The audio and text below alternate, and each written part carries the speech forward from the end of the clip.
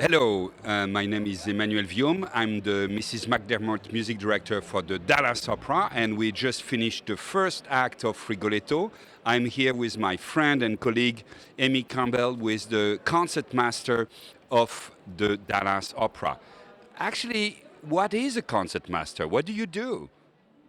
Well, the concertmaster is sort of like a liaison between the orchestra and the maestro, an interpreter. So I look at what you're doing and I create bowings and tones that I think you're wanting, and then I tell the other members of the orchestra with my movements what what you're wanting. And if we have a different maestro, then that changes.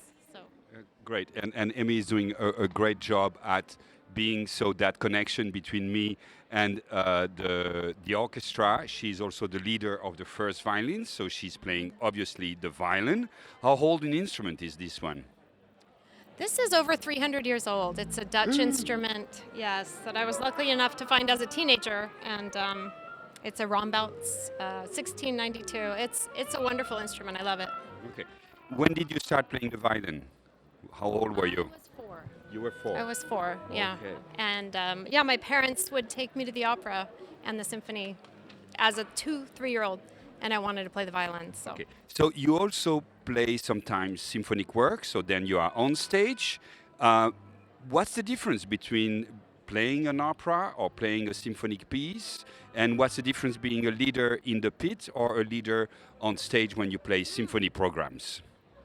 Well, they're quite different. We have to, make music with our colleagues. We have to follow the maestro and make music with our colleagues. But on the stage, we have shorter works. We usually learn them for a week and we're done. Down here, this is a long haul. We learn it for a while, and we also have to really focus. It's something you are in it from note one until the end, and it's a big commitment. You're also in a supporting role here. So we can only shine when it is our time to shine, the overture or big moments. And even so, we can't overshadow what's going on stage. We're just all a part of the larger creation here. On stage, at the DSO or in an orchestra or chamber music situation, all eyes are on you, so there's a little more nerves up there. But I like it in the pit. I like it in the pit. I like it on stage too. And I think great orchestras and great musicians and great conductors, they do both. The kind of qualities you need in the pit, being dramatic.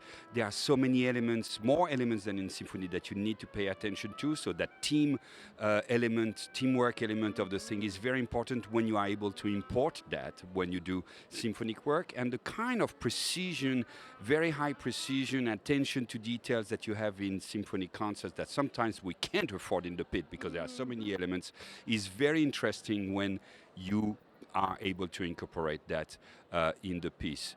How much do you like Rigoletto?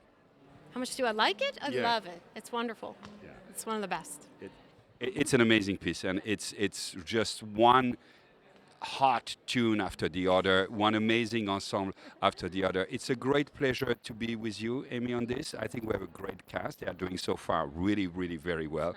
So thank you for listening, and I'm looking forward to the next act. I think it's getting worse even in the next act. The action is getting very, very dark. I find the finale of Act 2, that music, really Yeah. special. So Yes. I think it just gets more intense as we go along, for sure. Okay, let's do it. Thank you.